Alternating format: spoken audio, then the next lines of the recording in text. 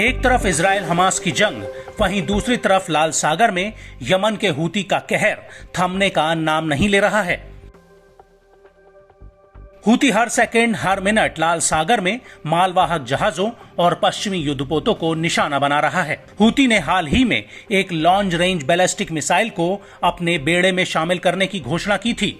Houthi ने इस missile को फिलिस्तीनी बैलिस्टिक मिसाइल का नाम दिया था, जिसे उसने लाल सागर और अरब सागर में अमेरिका और इजराइल के जहाजों पर भी दागा था।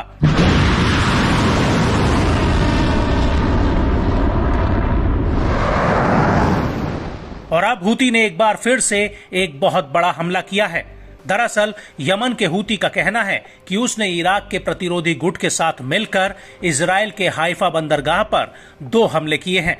हूती का कहना है कि उसने पहले तो हमले उस जहाज पर किए जो हाइफा तट पर हथियार लेकर जा रहा था, जबकि दूसरा हमला उस जहाज पर किया जो फिलिस्तीनी बंदरगाह के रूट पर लगे बैन के बावजूद उस तरफ जा रहा था। बड़ी बात यह है कि हूती के प्रवक्ता ब्रिगेडियर जनरल याया साहरी ने खुद सामने आकर इस दावे की पुष्टि की है।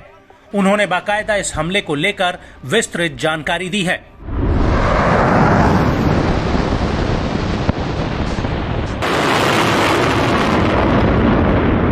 نفذت القوات المسلحة اليمنية عمليتين عسكريتين مشتركتين مع المقاومة الإسلامية العراقية. الأولى استهدفت سفينتين كانتا تحملان معدات عسكرية في ميناء حيفا، والثانية استهدفت سفينة انتهكت قرار حظر الدخول إلى ميناء حيفا في فلسطين المحتلة. وقد نفذت العمليتان بعدد من المسيرات، وكانت الإصابة بعون الله دقيقة. إن عملية ميناء حيفا المشتركة تأتي رداً على مجازر العدو الإسرائيلي في منطقة رفح، وإن على العدو الإسرائيلي توقع المزيد من العمليات النوعية المشتركة خلال الفترة المقبلة، وحتى يتوقف عدوانه الإجرامي الوحشي ويرفع حصاره عن إخواننا في قطاع غزة.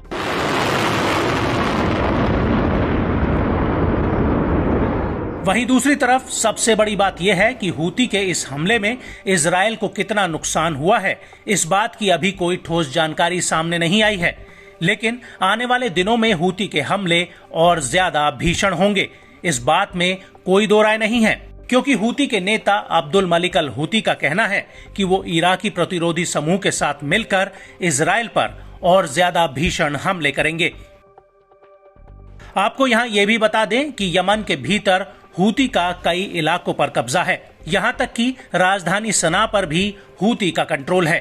वो अपने आप को यमन की आधिकारिक सेना मानते हैं और हूती के लड़ाके लाल सागर में पिछले साल नवंबर 2023 से लगातार हमले कर रहे हैं।